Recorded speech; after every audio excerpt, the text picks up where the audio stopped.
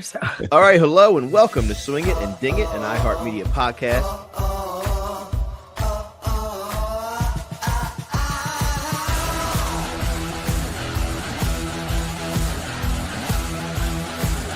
Man, this is a birdie fest.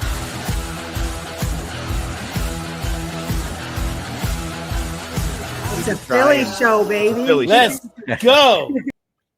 All right, welcome into Swing It and Ding It, an iHeartMedia podcast. This is Moose along with Mays and Matthews on this post-players week. What an event. A little bit of drama, a lot of drama. And we are fortunate to be joined by someone who, in my opinion, there's a lot of, obviously in today's world and social media and YouTube, there's a lot of instruction and videos and products. But to me, there's one person that cuts through all of that noise. Someone who always stands out, someone who I enjoy following and listening to. He's a very calm demeanor and tone. I think I would love to be, coached by this person. But of course, we're talking about Martin Chuck, PGA Master Professional, golf instructor, inventor. I mean, we could go on and on here, Martin. I mean, you've done it all in the world of golf already. Well, I got to be honest. That I can't take the, what is it, the stolen valor. I can't be the master professional. Is I don't know. I've spent my time, but you got to kind of earn that through the PGA, and I didn't sign up for that course and do that. So Martin Chuck, golf coach, PGA member, but I'm not a master professional. Now, some people might think I am. I tell my wife I am every day, and she argues with me. She says, "No, you're not. Go do the dishes." I'm like, "But baby, I'm a fairly well-known golf coach." And she says, "No, dishes." Okay. So. Well, it's whatever we call it. It's master professional in swinging and ding it terms. Yeah. Swinging and ding it. Thank you. Not PGA of America right. terms. Yeah. For the sake of this podcast, you are. Yes. Yeah, we anoint you that. Yeah. Thank you. Absolutely. So we always like to talk about the golf journey in this, and I'm curious to learn a lot of the different things and when things kind of change for you. But obviously from Canada, talk about like when that golf bug bit you and how you decided or eventually decided that you were going to be in the game of golf as a career, as a forever. As a forever, I'm going to say maybe 10, 11 is when I was like, man, I really love this. Like, I absolutely love this. So as a little kid, my dad started golfing. He's probably 45-ish and or younger than that, 42-ish. And I was like, where are you going on Saturday mornings all of a sudden? Because he was pretty much a weekend. He'd be at home. We go to hockey games on the weekends. He'd take my brothers and I to our hockey games and stuff. And then summer progresses and he's playing golf. I'm like, what? So him and his brother and my uncle started playing golf. And that was wanted to be a part of that. So my little cousin and I, he would take us to this golf course that had a little, it was like a field, but it was a par 3 little field when you go smashing around all day while they were playing golf. And then one day I broke a window in the schoolyard, hit it over a neighbor's fence. And I didn't really know if you kind of made contact, how far a ball would go. And I hit one, like freaked out and went over this fence. And this neighbor had like a backyard, like Mr. Miyagi, like he took care of his yard. It was his thing. And so I'm standing there, this ball breaks this small window. He's there. I'm, 50 yards away from him. I could have ran. I'm thinking, should I run? What do I do?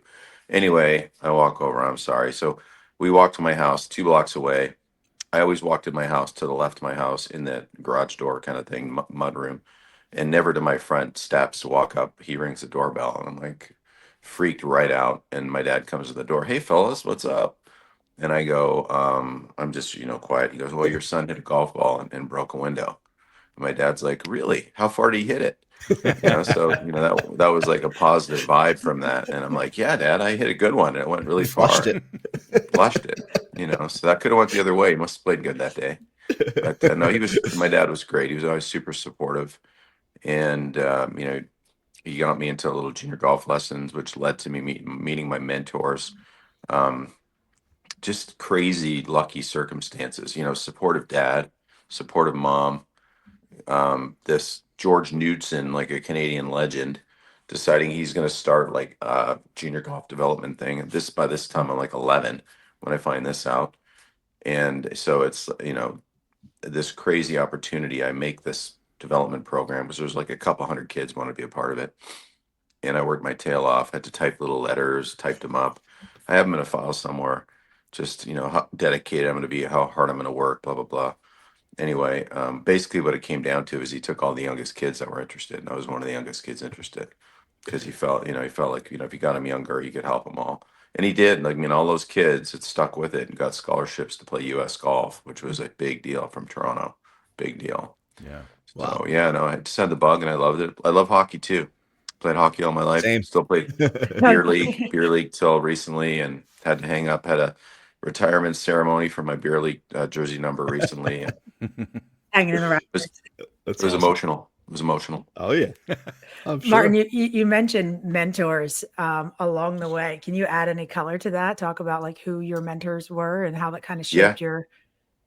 So for those of you for the golf nerd, they're going to know who George Knudson was. George Knudson won 8 times on the PGA Tour, played in the 50s and 60s and early 70s. He was like a well-dressed mini Ben. He's frozen. Yeah, we're losing a little bit of the Wi-Fi, I think, there, Martin. There was. What's that? Your Wi-Fi. We have you back now, but we missed your. Oh, sorry. Yeah. Okay. Sorry. So George Knudson was my mentor.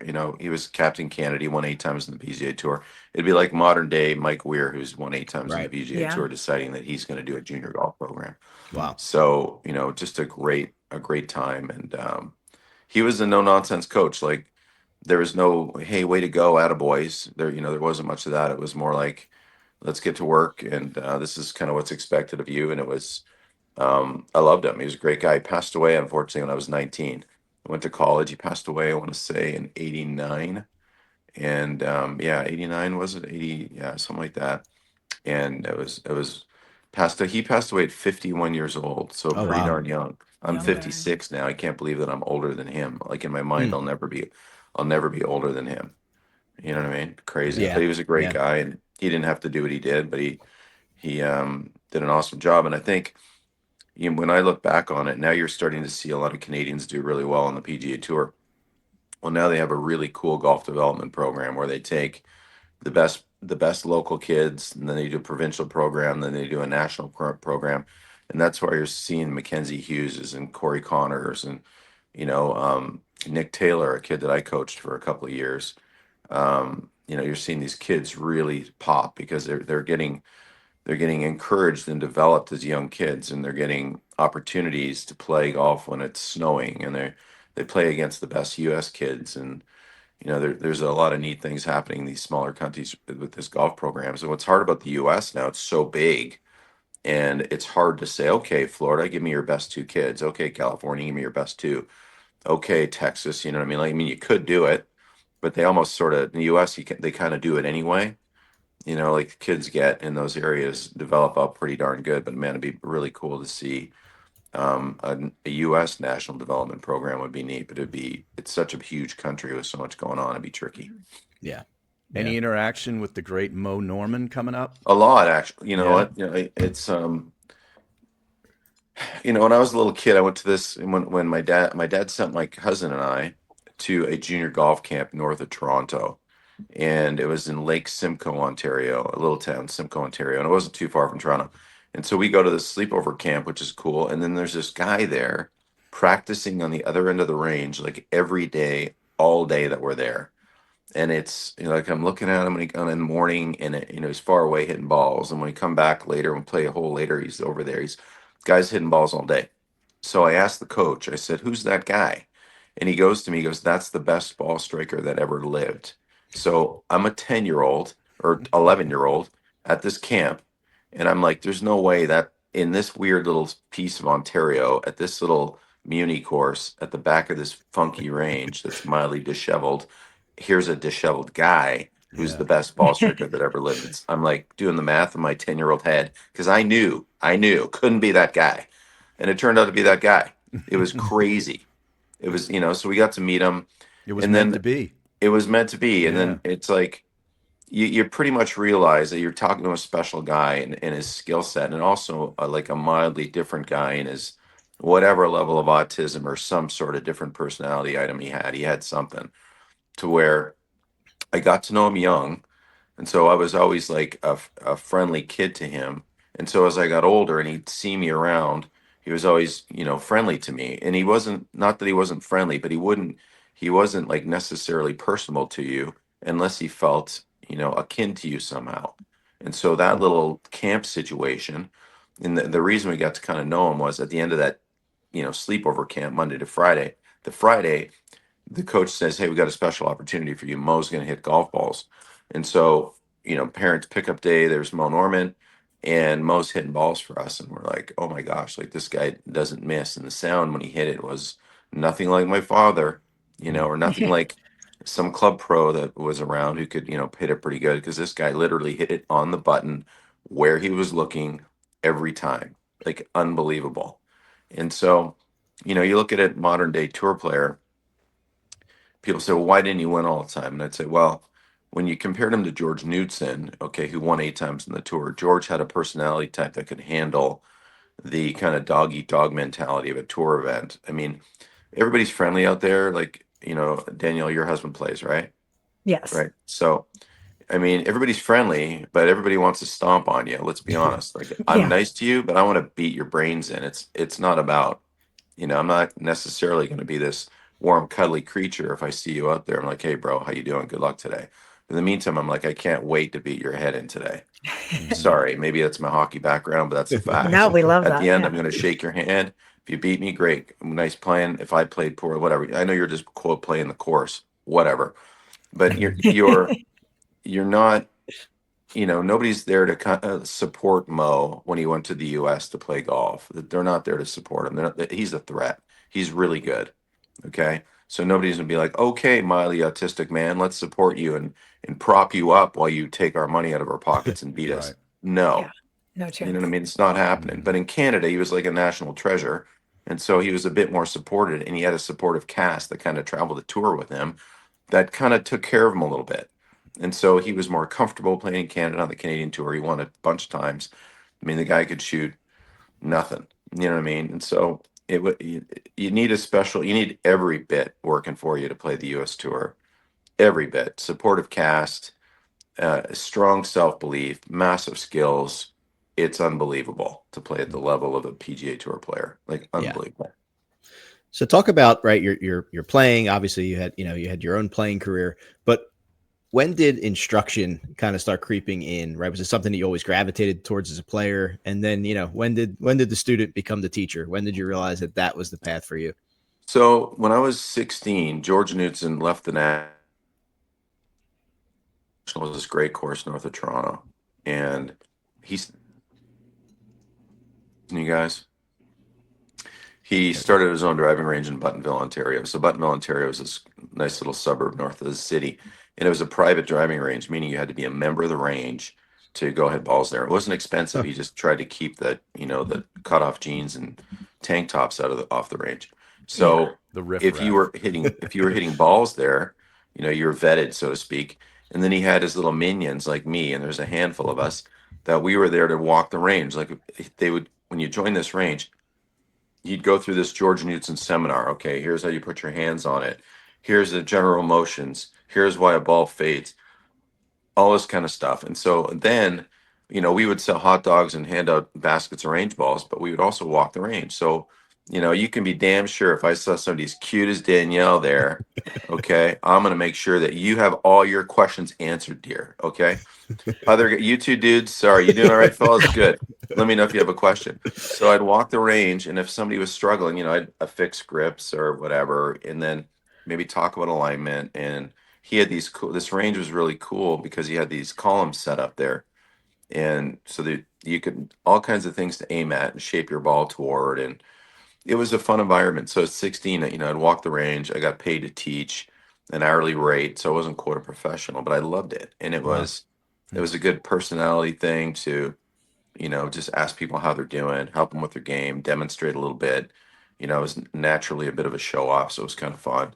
And then, yeah, I just loved it. And then played college golf in New Mexico State. Got my Canadian tour card right away. But much like my cup of coffee, that was my length of my pro career. Just like, a brief. I was good, but I wasn't good enough. And then it was, George passed away when I was in college. And no, I wish he was alive to kind of kick me in the ass and kind of steer me down the road of professional golf. But through that time, I was trying to get a new coach. And I'll tell you what's really hard is finding a coach. It really is. Like I get called all the time by great young dudes and young ladies. Hey, Martin, I like your style. Is there a possibility of coaching me? And I've got to be honest with you. I say, sorry. This is my niche now. I'm going in soon to teach 15 not so fresh faces how to play better at golf. You know why? Because I always joke, I say I love people with time and money. So these people are lovely. They're great. They're going to be between 50 and 75-year-old people. We're going to have a blast together for 3 days. They're going to be steep over the top slicers. I'm going to help them get their face a little stronger, understand how to get the club on the ball better. They're going to go back to their country club in Florida, wherever they flew in from, and hit it a little better. Yeah. And you know what? It's fun. It's easy. I'm not chewing my fingernails off, hoping my guy makes the cut this week because his wife is just screaming at him because he hasn't made a cut in 3 weeks. Oh, jeez. Yeah. I mean, like teaching tour players, I'm sorry, it's hard as hell. Yeah. The technique isn't hard. Hitting a golf ball is not hard. It's the whole mechanism. Expectations. Oh Yeah. my God. The whole mechanism of every week, new course, my caddy, all the elements that come into it. And you're trying to be this calming mechanism as a coach to say, hey, listen, man, it's one shot at a time. You're gonna have your good weeks and your bad weeks. And all the while, on a tour event, there's other coaches being like, well, if I was your coach, I'd tell you what, I think I'd tell you to do this. Mhm. In the meantime, you've already flown home, and then some coach is like, wow, gee, I can't believe Martin's telling you that. Yeah. It's not what I'd tell you. They It's come in unbelievable. vulture. They're vultures. Yeah, it sounds like you have it figured out. You're in one location, they're coming to you, they're less needy. You're not getting those texts of your swings on, Wednesday evening. It's Yeah. sounds like you have it figured out. I still, I love it when a good player sends, like when I say good player, like a super high level player sends me a video or something. I'm like, brother, you're really good. When I look at this, I'll say, do I see something possibly? Absolutely. You can consider this. And then it always comes back to a really good player. They're there for a reason. They're really good, Mhm. and oftentimes you're not teaching them something new. You're giving them like permission to have a feeling that they've already had and to run with it, and bottom line, it's belief, man. Like, do you believe or not? And so it's like, can you believe that you can hit a ball from A to B? And if you can't, nobody died. It's okay. And then go find it. Half the time you're lucky. Let's be honest. Everybody Oh misses. yeah. You know what I mean? You're gonna find the damn ball. Hopefully, if you're lucky, it's not under a tree, and you can punch it through the straw and hit a chip to 4 feet, make a par, and move on. And then maybe you get in a little rhythm of 4 or 5 good holes, and you make a birdie or two. Then you hit another crappy shot, and if you're lucky, you get to hit it again by the green in a bunker, get it up and down, and you keep the progress of a good round going. So, Hmm. yeah. Well, Well, it's Martin, you developed one of the most well-known training aids in the game, but I'm not going to steal Harry's thunder because he's been waiting to talk to you about this. So I'll just tee him up for that for when he asks the next question. okay. But with the massive following that you've built through your instruction, maybe you can help our audience out with seeing maybe one of the most, the clearest or biggest mistakes that you see amateurs making while they're practicing. Yeah, 100%. So, one, if you're gonna hit balls, like put a stick down, like at least know where you're going. I'm gonna tell you what, when I see club golfers hitting golf balls and they don't have this stick down to kind of check their sights as they kind of pivot their head up to look at a target. At a minimum, you train yourself to walk into a golf ball. Like at my golf school, I'm a routine fanatic. Like to me, everything about golf is a routine. It brings peace. You walk into the shot, you aim the face, you take a look, you set your feet, you take a look, you waggle, you go. So there's like this calming mechanism of routine and aim. And that to me is the brings you into the moment, because golf, I always joke with people. I go, what makes golf hard? And they look at me like, well, there's a lot involved and blah, blah, blah. And I go, no, golf is a shot. You hit one shot at 8 o'clock. We tee off as a fivesome. Okay. We all say we all hit great drives. We're all helium chested and we walk off the tee and away we go. Okay. We don't hit our second shot till 8:06 or 8:05. We don't hit our third shot till 8:10. Then we putt a couple times. And then we may go to a par three and hit an iron shot. And then we go to this par five with a tough tee ball. So we don't even hit our second driver maybe for 25 minutes. So can you recognize that the athletic event of golf takes 1 minute? That's it. All your strokes are made up in 1 sec. Like there's 1 second swings. It's all there. 1.2 if you're really slow. So you take 30, 35 of these things. It's under 1 minute. What do you do with all the other time that is between those 1 second events? Exactly. And how do you calm yourself into a shot, choose a target, live with yourself, hit it good, bad, or indifferent? Because let's be honest, that's what you're going to get. And then, accept it, move on, and do it again. So I would say to you that the new golfer, if they could get into the sense of routine, like how to walk into a golf ball nicely, the differentiator, Tiger Woods, Jack Nicklaus, the best players realized that they have a mechanism that takes them from being scatterbrained to focused for that. It's 1 second's the athletic event, but for their 8 second, 10 second, 12 second routine. So I'm a big freak on how somebody calms themselves into a golf shot. That's what I do. Wow, I love that. Yeah. Martin just described the first 3 holes at the 1912 club for me perfectly. Yeah. There you go. Great. But Well- the alignment stick, it's great though, because that was something that I've always struggled with. Like I'll get, over the ball and whoever I'm playing with, where are you aiming? I'm like, right there. They're like, no, you're not. And they'll put an alignment stick by my feet and I look and I'm way left or way right. So the alignment stick has been something that's helped me so much. I just wish I could lay it down on the course. Right. But the thing is, when you practice with it enough, Danielle, the fact is, Harry and Moose, when you start look, you'll see it there. Like it's there. It's not there, but it's there. Right. So you walk into it Visualize. and you do these reps, and all of a sudden you see these players that aim all over the place get pretty functional at how they aim their face, take a look, set their feet, take a look, and then they're in this reasonable aim. It doesn't have to be perfect. It just has to be enough for your subconscious not to trip out. Okay, because I always say golf is this conscious subconscious thing. And if you're giving your subconscious way too much to do to fix your conscious idiocy, you're going to play golf poorly. Hmm. So if you're taking away the conscious idiocy, so the subconscious can say, "Hey, well, hey Moose, I'm proud of you today, buddy. You're aiming nicely. Way to go." Oh Moose, your grip's on really well. You're not making the person back there on the sticks do too much in the 1 second event to save this shot.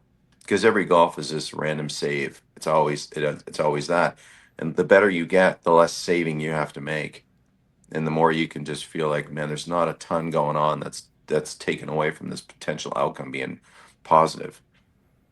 Well, I don't know if you get all the credit for this, but I'm giving it to you today because I own 2 of these Tour Striker balls. Thank you. And I see you came out with the sleeve now, which I think is even more genius, where you sort of strap it onto the sleeve. But this thing has helped immeasurably for chipping, especially. So thank you for that.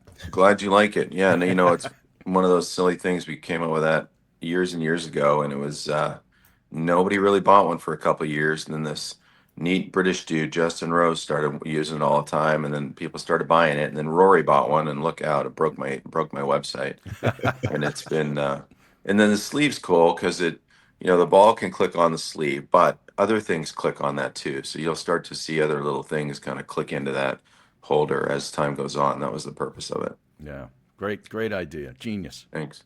So when did that happen for you? Right, you're teaching, you're instructing. Like, what was the first thing that you thought there could be something here that could help people? And how did that process work from that idea to literally getting something in your hands that you can get to people? So when I was 20, oh gosh, I was playing on the Canadian tour, and I liked the swing fan. You remember that white thing with the blades on it that you could warm up with? It was meant for baseball. It was like this Okay. white bladed thing. You pop it on a baseball bat, and you swung it, and it stretched you out a bit. And I kind of liked it because there was one at the range at the National, and I could swing it a bit and loosen me up real quick. But you couldn't travel with it because it's kind of big. And then I thought I'm going to make a smaller one. So I kind of went and when I was a young man, I went to an industrial designer and made this thing that you could just kind of clip onto your golf club. It fanned around the shaft, and you could take it off, fold it, put it in the side of the bag, and it worked. But I didn't have the money, I didn't have the know-how to get it done. And back then there was no internet really either. Like there was, but it wasn't like you could, make a little website and then market to the world. Back then you'd have to put some ad in a magazine, or you'd have to pre-sell it to some massive golf shop or just some place like that. So there was a lot of headwind at being successful at that. Took a lot of capital. And then as things progressed, the wonders of the internet, right? Like you can sell anything now, and you can be your own little media company. So in my situation, you say early on in the intro, thank you. You make me blush. But through being able to talk and talk about golf, now people go, oh, this guy seems like he knows what he's doing. He's got a gizmo. The gizmo looks helpful. I'll give it a try. So that's been the neat thing. Like what's great about the internet is you can do that, and then obviously you can argue about everything under the sun on the internet too. So there's good and bad from it, right? Absolutely. Now, you mentioned there's going to be a lot of different add-ons to that sleeve. So, if Harry's wife is listening, let her know what she can get him for Christmas. What do we have Yes. coming up? Yeah. So the sleeve, it's kitchen utensils click right in. So when you're making, you're When busy you're and you doing the need that dishes, when spoon, you're there it cooking is. dinner. Yeah. Amen. It's not just a golf gizmo now. It's multifaceted. Terrific. Well, you touched on this earlier, and I think you kind of answered my question. It sounds like coaching tour pros is more being a psychologist or a psychiatrist than golf instructor. Oh, I mean, so Nick Taylor, there's a great kid. So, I coached him for a couple years right when he got out of college. And it's not, when he came to me, he was the number one amateur in the world. Okay. So it's not like he was a broken golfer. He was an awesome golfer. Hmm. But the simple part of coaching him was, hey, your ball flight, you hit it really good. You kind of hit it where you're aiming, but it doesn't, your golf ball doesn't do what the top golfers do. In other words, at the time, I remember Justin Rose was playing really well. So his TrackMan data suggested that he hit it higher and the ball stopped quicker. So I'm looking at, Nick Taylor's flight, and he hit it solid, but he launched it low and his landing angles were shallow. So it was like, all right, buddy, you want to play high level golf that isn't whipping it around Phoenix mini tours where the courses are pretty darn easy, then you got to change your ball flight, to compete with the best players.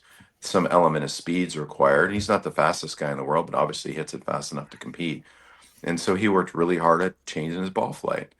And he was a hard working, no nonsense dude. So Nick was amazing in that, okay, he recognized here's an opportunity to, get his ball flight characteristics in the same zip code as like a Jason Day or, Tiger Woods is on another planet, but a Jason Day or a Justin Rose, like higher launch, steeper landing angle, ball can stop where it lands. And I'll tell you, for the person listening that isn't a tour player, which is 99% of the people listening, when you go get a fitting, please don't just buy the club that hits your 6-iron the farthest. Like I can't stand that. It's not about how far you hit your 6-iron, people. It's about where's your ball going to stop. So have a conversation with your coach and your fitter, or maybe that's one and the same. Because I see people go buy a golf club where they nuke their, oh, I'm going to buy this set, okay, because I hit this 7-iron or 6-iron the farthest out of these other ones. Who cares? Can you launch it up in the air and can it stop? And maybe if that club, like for example, I had a student yesterday, he hit his 8-iron a $165, okay, and I hit my 8-iron 155, but I swing it 5 miles an hour faster than him. So do the math there. He's got some cannon that says 8 on the bottom. It's not really an 8-iron. It's a tour player to hit this 8-iron 210. Okay, like it's a cannon. And so he's playing this club. And basically, the wedge 9 and 8 are the only clubs that are even mildly functional. The 765, he just low launch scud missiles that would be great in Scotland on a windy day. So get a set of golf clubs where you hit the ball up in the air and they stop. And then if you have to hit one more club than your buddy in the cart, it's okay. Yeah. I think it's okay, right? It's not a sign of your manlyhood. It's okay that you hit one more club that launches a little higher and lands quicker. So back to Nick Taylor, he was super smart. We technique wise, it was just mild suggestions. He was the one. I think a tour player, a good coach is going to let a tour player lead the coach down the road the tour player wants to go on, and then the coach is going to make sure the tour player doesn't get offside as far as the club delivery. But if it's the tour player's idea and it fortifies his belief system, that's a win, because you want the guy believing what he's doing is absolutely the best thing for him. But you also want to make sure, not by necessarily telling him he's wrong, but by just saying, hey, listen, here's some characteristics this ball should do in order to, win or have top tens when the greens are like you're rock hard. And people don't realize how hard a tour golf course is. You take a normal scratch golfer, okay, like a guy like me, and I'm going to go shoot 80 on a tour course where Rory McIlroy makes a few putts, he's going to shoot 66. They're that good. It's stupid. And so, people don't even realize how good these guys are. And then they'll sit back in their chair on Sunday and watch a guy, miss a shot and be like, oh, how'd he miss that one? Wait, that's Harry. That's me when I have money on him.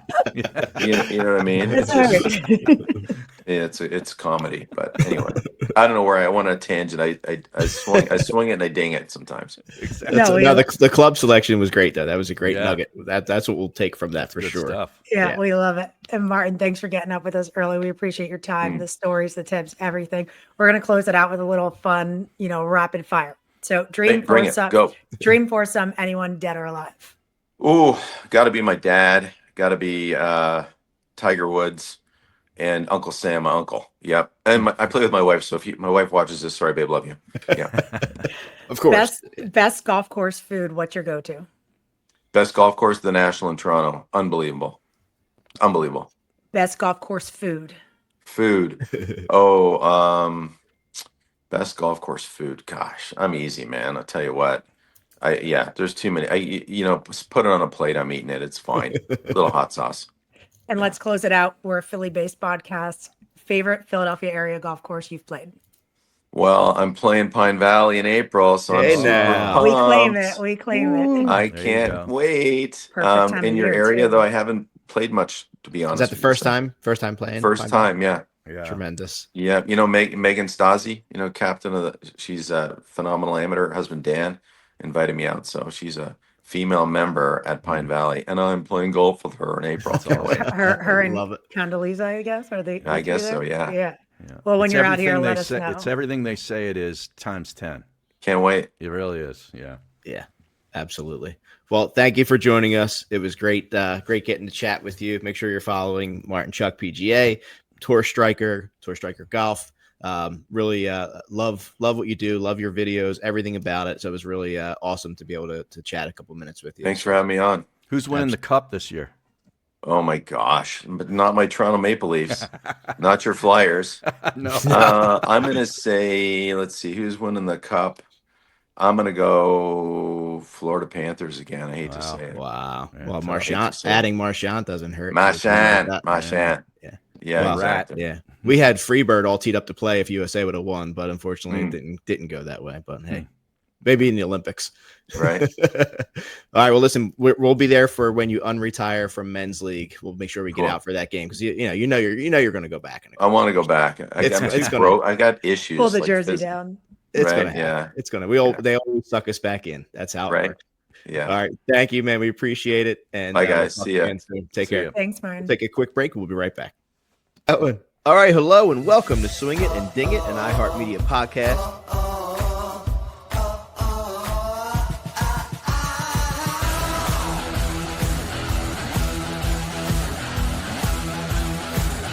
I mean, this is a birdie fest.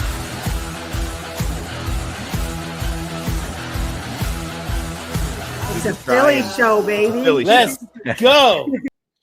All right, we're reintroducing our intro. I don't know how much less I could pay our producer than 0, right? But I got to figure something out. Maybe I'll start taking money from him. You know what I'm saying? Just Venmo request him. We love you, Powers. It's all good. The players. Yeah. That's right, Vienna. I mean, what a tournament, right? Like there was a lot in there, right? You have the Rory situation. You have so many guys. You have Hoagie, Batia, Lucas Glover, right? There were so many different things that could happen. And then the fact that it comes down to JJ Spawn not getting basically one more rotation of that golf ball to send it to a Monday playoff where it turns into a completely different golf course at that time. And that's the cool part about that golf course, right? It's like each day when those winds change, you might as well be at a different location. Yeah. So it kind of had everything in that tournament, including the golf world and golf media's happiest place is when Rory McIlroy wins the event. Mm-hmm. And on St. Patrick's Day. On St. Patrick's Day, no less. So did you see him correct him? He goes, your second win on St. Patrick's Day. And he goes, no, it's my second player. I guess he won 3 times on St. Patrick's Day. Yeah, and he's showing his watch the whole time, Harry. Yeah, oh yeah. They're geniuses at that. Incredible. Yeah. But yeah, his second players, his 28th PGA Tour win, which is pretty darn special, and his second win of the season, and it's the earliest I believe he's done that in his career on the PGA Tour. So the hype train for the Masters and Rory McIlroy is in full effect, and as it should be. I mean, I think what you're really seeing here is he got tired of everybody talking about Scotty Scheffler. And last year was the year of Scotty, and I think I've seen a different Rory McIlroy as far as just intensity and commitment this year. And I think he wants to be the guy with 7-8 wins come September, and maybe a couple of majors, which are going to places that sort of line up for him. So this could be really something special that we're seeing here. He had a 3-shot lead with 5 to play. I had him at plus 600. I got it in the morning around 6 o'clock. I wake up, I check DraftKings. I'm like, wonder what the golf is. So I'm like, plus 600 for Rory. That's juicy. So I jump on it.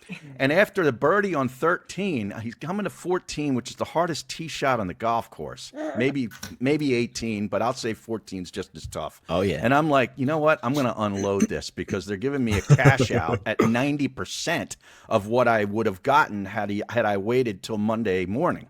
And I'm like, I take it. He hits it right off of fourth, makes bogey. So I'm like, genius pull, right? So because there's nothing but drama and bad things can happen from 14 into 18 at this golf course. So so from a betting standpoint, it was great. It was great drama. I would have loved to have seen that putt drop for Spawn though, because we talk about life-changing moments for these guys on tour.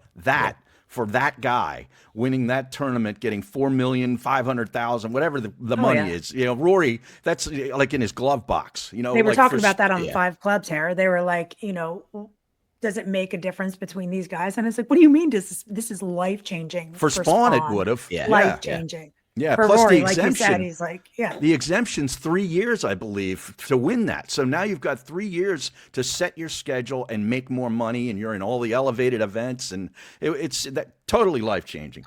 But it didn't happen, and we got more drama, which only lasted about 5 minutes on Monday morning till that was over. Did I see that Phil didn't win his first major until he was 35? Is that right? Could that be right? Was it 04? Because let me look at 04. Because they were talking about Rory and his age, but they were the comparison was people were saying they don't see Rory playing as long. I don't know why they would think that, but Phil Mickelson's first major championship victory came at the 2004 Masters tournament. 04, yeah, that's the one where he jumped over the phone book. Yeah. How about we talked about players and using clubs and having equipment deals and using the new clubs. You heard the story where he paid an Uber driver $995. So Rory, this was at Bay Hill. So Rory paid $995 to Uber his QI10 driver and fairway woods to Bay Hill last Sunday from his Palm Beach Gardens home after getting frustrated with the new QI35 models. Mm-hmm. McIlroy admitted he'd be sticking with the old equipment through at least the Masters and commented on the change. Some years you vibe with a new piece of equipment a little easier, like that QI10 that I'm using that they brought out last year. It was like love at first sight. I was like, this thing is amazing. I think when you feel like that about a golf club, it's very hard to change into something else. It ebbs and flows. Some years it's easier than others. How about that? Doesn't Rory just have a guy? You have to pay an Uber. I know. That was my biggest takeaway in this. Like, how do we not have a runner? Yeah. Does he not have any friends? You're in Florida. Like, it's not like you're exactly somewhere, on the West Coast. Ask your neighbor. Hey, he's 2.5 hours from home or whatever it is. I mean, Yeah. yeah, that's the thing that jumped out to me. And then he Right? only I'm tipped like, the there Uber should be a driver guide to that. $300. How do you $300 communicate that with? bucks. How do you communicate that with Uber? By the way, in the app, like you're not picking up a human, you're picking up your Pick golf. up a Like, driver. Yeah. yeah, I don't know And how that how works. much of a pain would that be, like being famous? We see this all the time. Is like, you know, that when you're tipping, that person's Oh, yeah. going to be able It's to say, going out there. "Oh, Rory tipped me $300 for this," or Yeah. you know, this Give him person tipped me $1,000. X amount at this. It's, you know, Yeah. But He's how's always- it? If you're at Bay Hill, like, how do you not? Is there's a kid working there? Like, yo, buddy, Yeah. I'll give you $500 to go pick up my. I don't know. I think It Phil Mickelson put one of his clubs on a private jet to come in from Southern California to Augusta one time. That sounds like Phil. Yeah. That sounds that like does Phil. sound like a film. Hey, I tried his coffee stuff. It's in my. Is it good? Yeah, Moose it had was it. so I used to have it, funny yeah. because everybody, I had so many people in my DMs like, "What's the verdict? Tell me about it." And then I was like, "Wait a second! I actually forgot that I put it in my coffee." And even sorry, I'm Elon Musk today with my child at work. Maybe I forgot that I put it in my coffee yesterday. So this morning I'm like, all right, I'm going to pay attention to see if it makes any difference. But I don't know that it does. Did you notice anything, Moose? no. I don't know. No. But I'm I hard. mean, I wait a don't notice the second. difference Are in they going to anything. sponsor us? This is the greatest cup of coffee I've ever had. No jitters. I'm so awake. I feel so good. I don't need another cup of coffee until Friday. It's amazing. I'll tell you who didn't have any jitters. That was Justin Thomas on Friday, which isn't golf wild, right? He shoots a 78 on day one, and we're all like, man, JT is really He feeling it. stinks. And he's playing next to Oberg, who just like Right. And my is guy firing. Matsuyama. And Matsuyama. Yeah. Yeah. Drug And then him he right goes down out into the toilet. with breaks the player's record with 11 birdies. Yeah. It's weird. Like JT seems like he's so close, but he just is not getting like the Sunday finishes. Like, I don't know. He seems like he's ready to go on a run. Well, he's It's one just of like not there. many guys out there that they can all shoot 60 to 62 on any Yeah. given day. Spieth, but same it's thing. putting 4 days together, of really good golf is what it takes to win these tournaments. So, he's kind of, there's 100 guys that could do that on that tour. Yeah. Zalatoris was doing pretty well Yeah. until he hit the skids with a quadruple bogey on 8, a double bogey on 6, and then he hit it into the water on 17, walked off with a double. Yeah. And he finished his round with a missed 4-footer on 18, 5 holes, 9 over par during that stretch. Yeah. He came back on Sunday with a 71, but that's another guy who, like, coming back from injury, Yep. is popping up. The one story I liked was they're giving some credit to Jason Day, who has withdrawn quite a bit over the years. Oh, this is cool. But he did so with 90 minutes before teeing off, because if he goes out there, then it's it. The alternate does not get in. Danny Walker, Corn Ferry Tour graduate in 2024, local guy. He was on site alternate. He was using the restroom and got a phone call like, "You're in." He said he went to his car to compose himself, literally shed a tear, and like had to get his act together. And he comes out. He goes 73-70, makes the cut, goes 66 Saturday. But wait, and talk about he teed off with Spieth and Clark. Like, Oh yeah, you're jumping not right only are you into- in the field, you find out at 7 a.m. or you're not in the field at 7 a.m. 8:46, you're teeing off with Spieth and Clark. Like, Yep. you're not Hello, like world. blast off. Yeah, it's hello, get out there. Finishes T6, $843,000. He said not even over a year ago, he had little to nothing in his bank account. Think about that change in your life in 90 minutes. And if they, actually looked out and decided to make sure he withdrew earlier for that reason, kudos to him. Yeah. But really cool story out of the You'd players. like to think that they're mindful of that, and are paying attention. And kind us of- people that put them in fantasy lineups and all that kind of stuff. Because that's why you put an alternate in.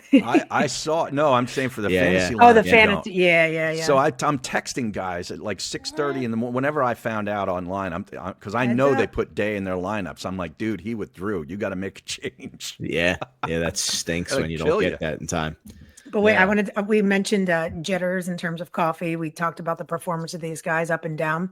I saw this post by Whoop. I thought it was pretty cool. Rory's heart rate from the playoff, 17th hole jitters. They said not for Rory. Peak heart rate of 124 before taking his shot at the island green.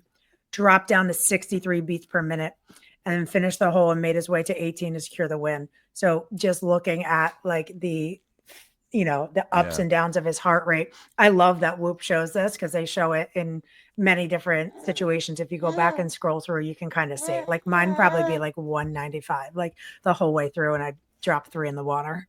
Yeah, well, his tee shot on 16 on the first playoff hole was just unbelievable. I think it was over at that point, right?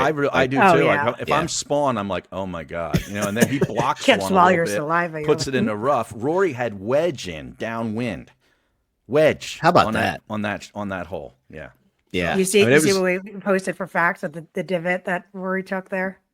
No, I didn't see that. Oh yeah, go back and look at that. We posted it after the playoff. It's pretty cool. He went back to the spot and kind of showed that, so it's pretty neat. Yeah. But on the topic of Rory's last 25 worldwide starts, 5 wins, 3 runners up, 14 top 5s, 22 top 5s, and 1 missed cut. And then Harry, you mentioned earlier how he was playing lately and in what months. So Rory's individual career wins by month. Just take a look at what month is missing right there. April. Oh wow. Yep. and those ones in January, I think, are in Dubai. Yep. Yeah, and yep. Interesting. So, yeah.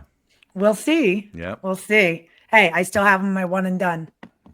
I'm gonna check right. I didn't. No, I took him. Oh, I took him for the Arnold Palmer. Yeah. Well, you won 4 million points. I mean, that's an elevated event. So he's still right. If I look at the Masters odds right now, Scheffler still plus 350, Rory down to plus 650. Okay. Then saying they're I at still 1,000. I still have Scotty. How about the would you guess the number 4 player?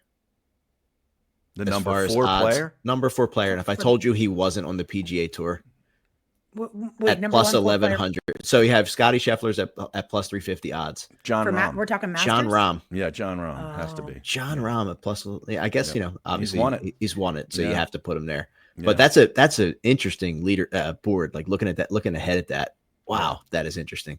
Yeah. DeChambeau and Koepka back to back in like the 6-7 spot. All right, I don't want to get ahead of myself there, but but JJ Spawn. He kind of has that demeanor to begin with. He's a little bit of you don't really see much out of him. Yeah, he's very low key. Very humble. He's a very humble dude. Yeah, but he looked a little confused out there for sure. But yeah, great tournament.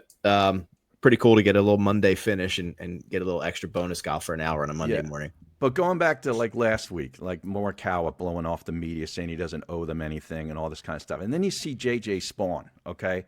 Would have been the biggest win of his life. And he blew up. And he talks to the media afterwards, and you become more of a fan of him. He gains so much more of a fan base by losing than maybe he would have by winning. I don't know that. But him coming out there and talking honestly after losing that tournament is, that's what a guy like Morikawa saying that last week, doubling down on that. That's what he's missing out on. Yep. I get that, but I, in some senses, could relate to Morikawa because when he said that, like these guys, I've said this before in the PGA Tour and at every level of it, the dev tours, you lose 99% of the time. Yeah. And so when you're laying it all on the line, you're like this close to tasting victory. I get that it's part of it, but I also get that that's just how I am as an individual. When I'm pissed, I need 10 seconds or I need a minute. So I kind of understood when he was explaining it. He's like, I wasn't trying to be a jerk. I didn't want to, he's like, I just didn't want to go and talk about how I just lost something that I really wanted. So I think it was more in the messaging, right? If he had only said, guys, I was devastated. My bad. I always talk to the media. I just didn't have it in me, but he didn't. He said, I don't owe you. I don't owe you anything. Like, that's I didn't like. That's all anyone heard. Right. Yeah. So the clickbait, but he did come out. There was another interview that I saw that he was like, guys, you have to understand how hard that was for me. And, sure. So I understand both sides, but I think just, he's still a human at the end of the day. I get what Harry's saying and how you can benefit from just being a good guy in general. And that's, good guys, you'll see them get more out of it. But in this case, not Colin. Yeah. All right. You want to do some tea, Danielle? I know you're. All right, there we go. Well, first of all, I ordered a custom cup. It still didn't come, but they sent me this one until the one with all of our faces come Nice. And so Nice. we have like a little tea time cup. So I thought that was cute. I love But it. yeah, let's share great. a little bit of tea.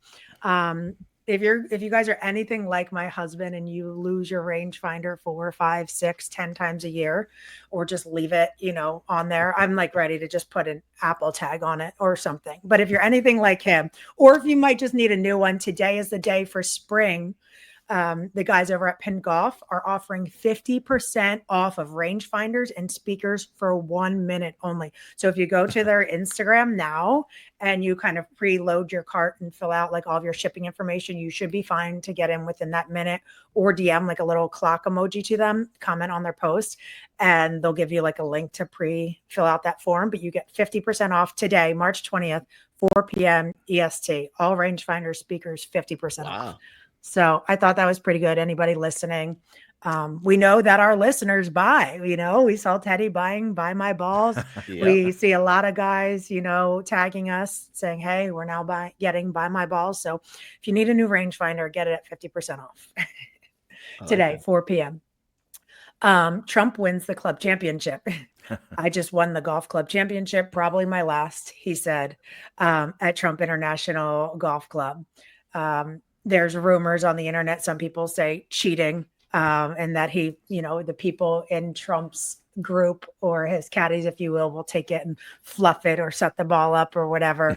But I just thought that was a funny little topic to quick. Is this the same event that he hit the shank that I saw earlier in the week? I don't think There's so. a video of him shanking with obviously Secret Service behind him and various golf cart. Everybody's watching him hit, and he shanks one dead right. That's been out there for a while. I think that is that an old one? Yeah, Oh, okay. An old one too. Okay. Yeah. I used to think the same thing until I watched it. Like, oh yeah, he's getting all. But then when I watched him play with Bryson, I'm like, this guy just pures it right down the middle every time and just makes these crazy putts with that motion. Yeah, the putting motion is pretty unique. Oh man. TGL, I'm sure you guys tuned in and watched it, made its return last night. Atlanta. 2 upsets. Yeah. Atlanta advanced to the TGL finals before the two teams played the final 3 holes. So they defeated the Bay. Yeah. Match one of the New SoFi York beat Cup. LA the other night. Yeah. Yeah. So match one of the SoFi Cup finals will be next Monday at 9. And then match 2 will be played Tuesday at 7. And if a third match is necessary, that'll be played directly after match 2, ATL versus New York. Yeah. So did you guys see that Justin Timberlake paid tribute to Tiger Woods by making a really long putt on the airplane? I saw that in the private jet. Oh, of course, really? on a PGA. Yeah. Yep. That's pretty cool. We'll have to get that video up there. Matt Fitzpatrick is parting ways with his caddy after a quote unquote mess at the Players Championship. 6 years on the bag. A lot of times these caddies, and Martin was saying it a little bit, like the pros are saying, oh, my caddy did this, or, I'm thinking about this, like just how much goes into like these tour players. But 6 years, that takes a lot. I'm telling you, I've seen Brandon have to make the decision to break up with a caddy. I feel like it's breaking up with a girlfriend. It's like you have to. It's not me. It's you. Right. And what the reasons were wrong and everything else. It's a tough decision. So interesting to see. But I think his caddy wanted to sort of scale things back anyway at the point in life where he is.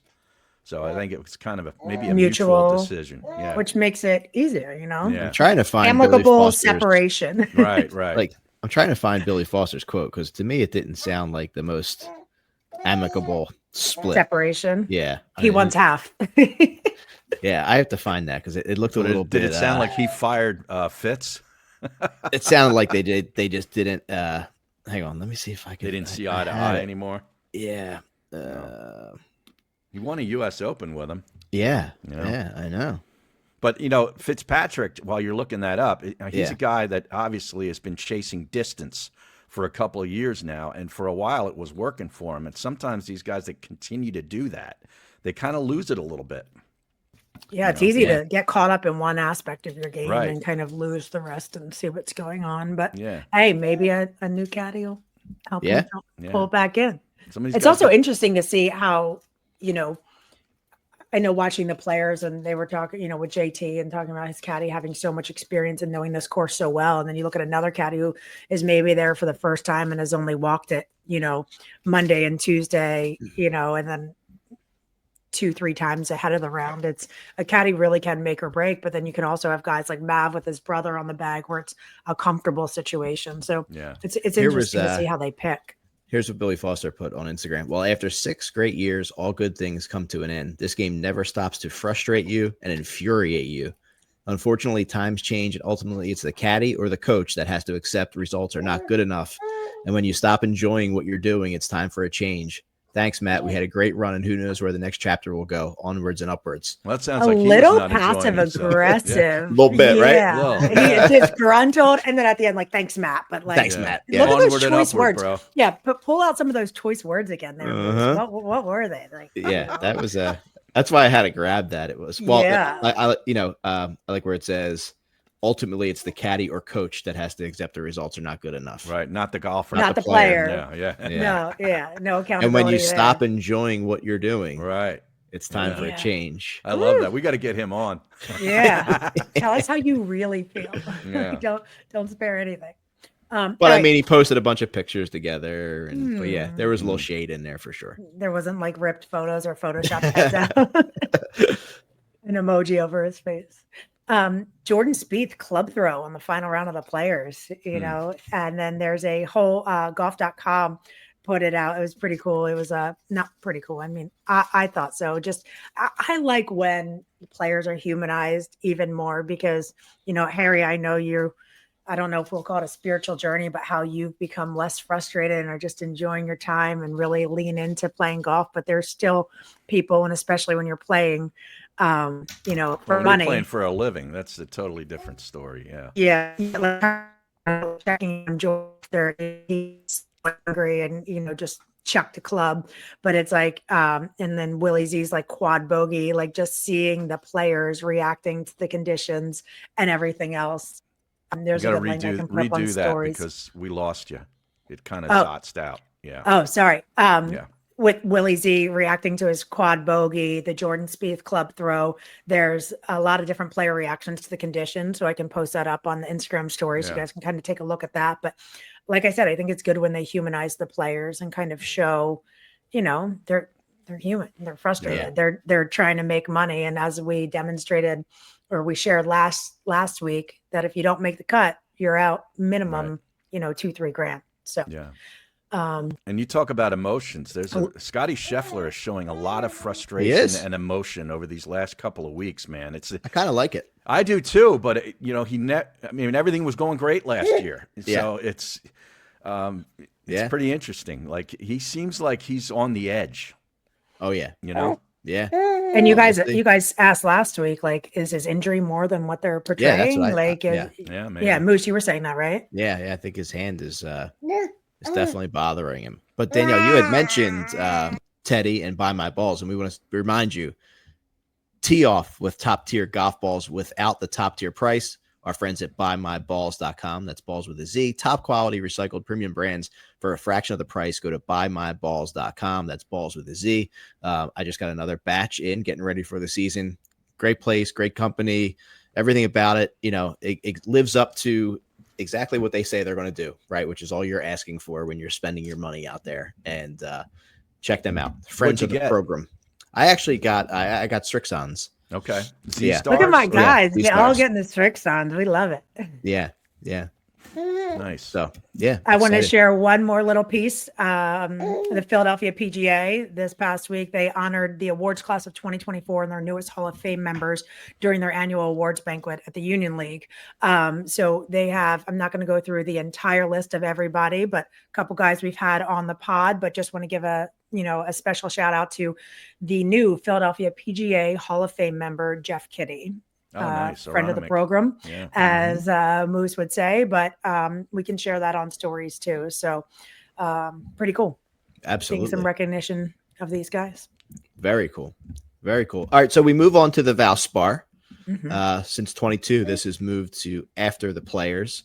Looks like we have some more interesting weather, at least early Thursday, Friday with some heavy winds, but Let's talk about the course, of course, sponsored by our friends at the Penn Club on 2nd, the famous Copperhead, Harry Mays. Yeah, the Innisbrook Resort Copperhead course, par 71, 7,352 yards. Larry Packard design. He actually used to live on the golf course until he passed away a few years ago. Tree-lined course, obviously a point-to-point type of course. Positioning off the tee is key. It's the longest par 71 that they play thus far this year. Average green size 5,822 square feet.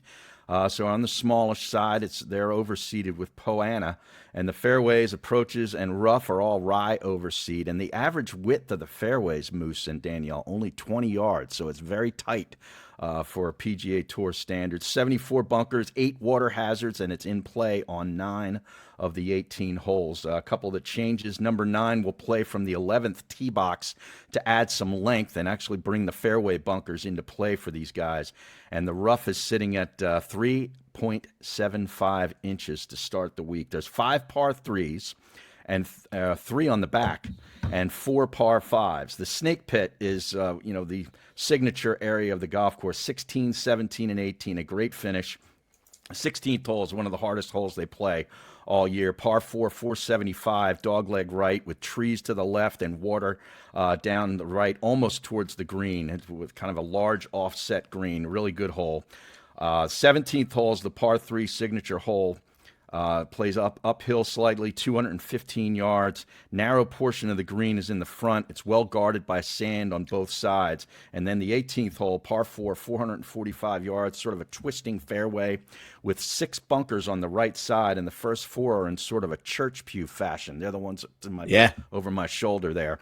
And then you got 2 large traps on the left, and the front of the green is guarded by this huge trap, sort of on the left to front side, and then another one on the back right. So there's a little closely mown area at 4 and 5 o'clock section of the green, but it's a tough green to get to. You got to fly that bunker. So really good finish, good iron players, good approach guys, and guys that can put it in the fairway off the tee. It's a demanding golf course. Absolutely. So a little bit of our buddy Jeff Ulrich's nuggets that I like to share every week. 9 of the past 10 winners here had at least one top 10 in the calendar year. And of the last 5 winners, all had played here in this event at least one time before. Mm-hmm. When you look at it's so funny to me, the top guy on the board is Tommy Fleetwood at plus 1100. Like, unbelievable. What do they know that we don't know? I mean, he's going to miss 3 putts that he should make, and that's going to be the difference between him winning and maybe finishing 3rd. Yeah, and Harry was in my head all last week because I was like, wait, should I take him this week? Like, he played well at the Players, and all I heard was Harry, like, he doesn't win. And I'm like, oh. I love him. And I just heard that in my head 95 times. But JT was favored earlier in the week, and then it's flipped to now Fleetwood. JT's down to 4th. He's got Xander and Sepp in between them now. Right, yeah. So that is very interesting. Is it still plus 1,100? He's 1,100. You have Sam Burns, 2-time winner here, right at 2,200. And some guys down the board a little bit that I really like. Like, you look at Lucas Glover, who couldn't be playing better right now at 6,000. Bud Cauley, who's popping back out of nowhere. You can get him in a top 5 for plus 1,600. 2 Jason Bale Lucas, and Lucas, this course fits his game pretty well. There's maybe like 2 holes where I love watching him swing the golf club. I got to come down there one time when he's getting a lesson over at Jupiter Hills and just watch. And talk to him too with that voice and that southern drawl, man. Yeah. But one of the nicest guys too. Yeah, you can tell. Oh yeah. Yeah. I could see Sepp holding up this trophy though. On Sunday. I already used it. I went with Connors with my too. one and done. Did you really? Me too. I don't have anybody in yet. So interesting. Wow. Yeah. How about that? Corey Connors plus 3,500, Moose. That's pretty juicy. Yeah. He's played well in these last 2 elevated events. I mean, he's a great iron player. He's a point-to-point kind of golfer. Plus 320 in a top 10 looks like guaranteed money. Alex Smalley is another guy I like at plus 220 in a top 20. Your boy Will Zalatoris coming off some disappointment at the Players. This is a great golf course for him. Top 10 is at plus 160. And Taylor Moore, who's won here before, plus 240 in a top 20 are some things that jumped out at me. Yeah, I'm curious to see, right? The guys we talked about, like JT, Michael Kim, like guys have been playing really well. You always see it like a Thomas Dietrich pop up too, and pretty good field. It is. Yeah, it's for a really for good a field. non-elevated event after 2 huge events. I thought they did a really good job at getting some really good players. And whenever there's wind to play, I don't mind looking at a Shane Lowry play too. I think he's a conditioned player, and at least like a young Harry Mays at the 1912 club playing in the wind. Yeah, right. You know, my clubs have remained in my car. I have yet to play a golf course this season, so it's not. It's you not guys. I'm good. going out on Friday. I'm Good for you. Lexi. She's been helping a little bit with the pod. I hired a new golf manager for DM Creative House, and she played collegiate golf. So we have Sui AI, which is one of our clients. So we're going to go use that tech, do a range session on Friday, get out, play a little bit. So we'll see. Nice. Nice. Maybe we'll put some stories out. Now, where are you going to play? Yeah. You going to Turtle? Turtle. Yeah. Okay. Nice. Yeah. Harry, you'll be out there, I'm sure, all weekend, right? Yeah, I got some stuff scheduled all weekend. I got to tape some inside golf over at Lulu today, and I'm actually going to stop in at our buddy Mike Dinda's house. He's got his own little short game set up in the backyard. Yeah, going to the backyard with a couple of Bud Lights today. If I helped Dinda properly, he could literally be the new Club Pro guy or something. With his setup, his backyard. You should see some of the text messages he sends me of just like, you know, he's great. He's entertaining. But I know we don't talk a lot about Liv on this podcast. Oh, you're talking about world number 1? Well, have you noticed what's been going on over there? I mean, Fireball, Sergio's team has won 3 of the events already, and Joakim Neiman Joaquin Neiman, Joakim. Yeah, world number 1. That's what I'm calling. That's what Phil said. How much backlash did he get saying He's that? playing some golf though, man. He's got 2 wins. And then the Masters coming up, going to be interesting because he hasn't played great in the majors yet. Yeah. That's the one thing he hasn't really done. Such yet. a talent, man. Man, does he strike it? Yeah, he's super talented, but world number 1. I don't. Yeah, listen, if he would have stayed on the PGA Tour, and who knows, right? But you know, that's why Phil's Phil. Like Phil's I love that he just puts stuff out there. Yeah, he knows. Yeah. He's like, hey, when I come back, I want that. You know that what's that? The money you get for the most. The PIP money. The PIP money. He's taking the PIF money now, and then he wants PIP money later.